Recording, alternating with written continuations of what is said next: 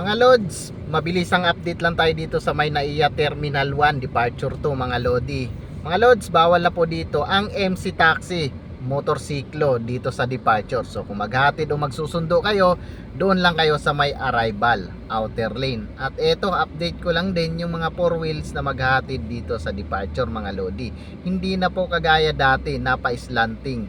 Ngayon mga Lodi, lahat na ay padiretso kasi naalala nyo nga yung nangyari nung nakarang trahedya, kaya naging ganito mga Lods. At ang nagustuhan ko dito mga Lodi, kapag nagbaba ka rin dito sa kaliwang linya, meron ng sariling daanan ang mga pasahero na iyong ibababa. At ang traffic din dito mga Lodi, namomonitor na ng gwardya kasi nga syempre kapag traffic na, ibig sabihin merong nakabarang sasakyan doon sa unahan, kaya agad kang lalapitan ng gwardya at patatabihin ka kung hindi ka pa nakapagbaba ng pasahero, or kapag tapos naman ay agad-agad kang paalisin. So bawal na dito tumambay ng kahit ilang minuto. Basta pag nagbaba ka, automatic alis ka na. At ito din mga Lodi, nagandahan ko rin dito, lalong lalo na sa panahon ng malakas ang ulan, dahil pwede mong igilid dito sa pinakakanan at dito ka magbababa ng iyong pasahero para hindi mabasa ng ulan, lalong lalo na kung maraming bagahe.